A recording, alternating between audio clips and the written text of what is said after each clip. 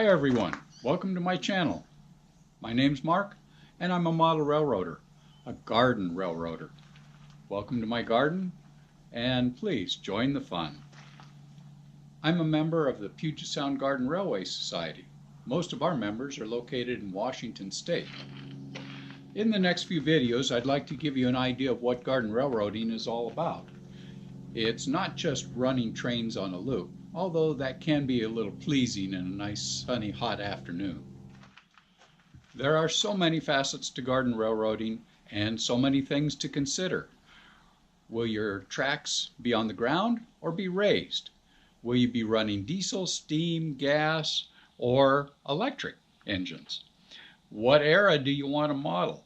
Early era, 50s, 1920s, 1800s? And are you a rivet counter, or do you just want to model something that's fun to run? Are you going to run track power, battery power? What kind of remote control do you want? Will you have mountains, tunnels? Do you want a river, a pond in your railroad? What types of buildings, cars, and people do you want? Will your buildings be lighted? Will they have sound? Everyone has a different opinion and different ideas of what they want and how they want to achieve it. Now let's take a little walk around and see what I have on my railroad. Here is a view of our last train meeting and my helix in use. Notice in the upper right of the frame you'll see my solar panels, and just above and behind the helix you'll notice a 300-year-old stump. The morning cargo consist is on its way.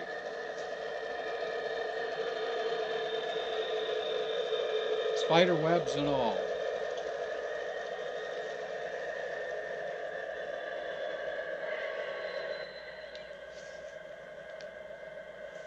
And while we're here, we'll take a little closer look at some of the scenery.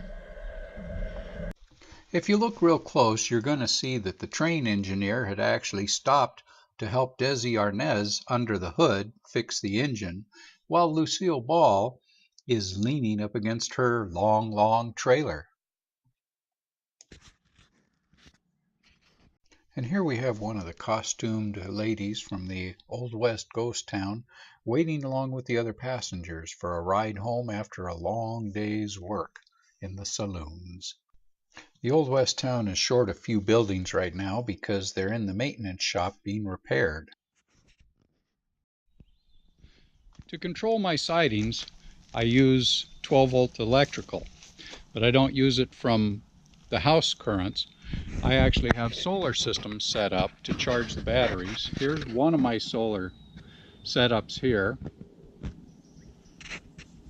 And here is my power box that controls the switches for the entering the helix here, or up on top there's a siding that runs out and along the upper terrace, and then there's also a second siding that's on the far side that runs out the length of the terrace on the other direction. When you come to one of our railroads, you never know who you're going to meet. You might just meet Bob. Then again, you might meet Kevin. And if you don't know who Bob or Kevin are, then you should really start talking to your grandkids or your kids.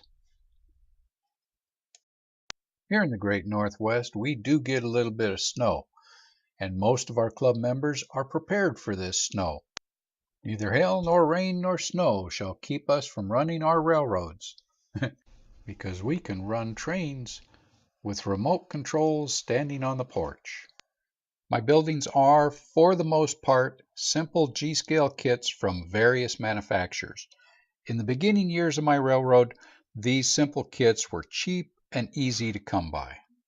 It's nice to have a good variety of building types to keep your guests moving from scene to scene and looking for fun scenes, like the picture reference from Lucille Ball's The Long Trailer movie. I also like to make references to real-life buildings and people. This is the Sultan Monroe Lodge that is in Monroe, Washington. And here we have the Alfred D. Sorensen Museum that is named for my late father-in-law. You'll notice that this is just a simple kid's plastic dollhouse. Now, look at it at night. To quote another movie reference, it comes alive. Does anyone get that reference? If so, please leave it in a comment below after the video. When looking around our railroad, you're going to notice a lot of birdhouses turned into roadside businesses. This is thanks to another good friend, Julie Stuvland. Julie created the town of Birdville on her railroad, which happened to be an Old West town. Not all buildings need to make sense. Here, Gaston Skiers and Gizmos was the creation of one of our past members, Lynn Gaston, a wonderful, whimsical modeler. And for a little more whimsy, here's my wife's fantasy train, parked next to her warehouse where they make Nuka-Cola. I'll give you another shot of the wife's train passing the gazebo where the swing band is playing a nice little ditty.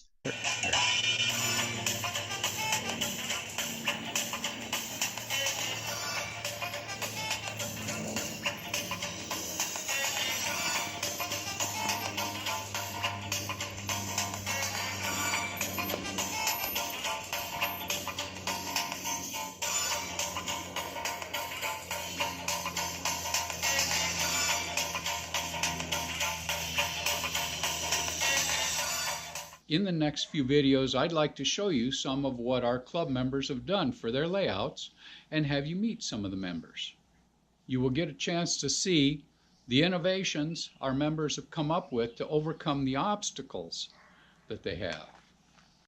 In future videos, I plan to show you projects such as solar lighting and power, sound devices, RC devices that we use here on our railroad, our helix construction, and other garden railway clinics that I have created for your pleasure and entertainment. I would like to thank my wife, my sons, and all those that have helped on our railroad. If you like this video, please click the like button below, and if you haven't subscribed yet, please do so. Thank you much, and we'll see you down the rails. Well, I'm on my way to the Skagit Fairgrounds in Mount Vernon, Washington. We are going to be setting up the trade module for the Puget Sound Garden Railway Society. It takes us about 2.5 hours. I'm going to try and get a time lapse of that. If there's anyone available that would like to come up and see that, this should be the second week from Wednesday through Saturday of August.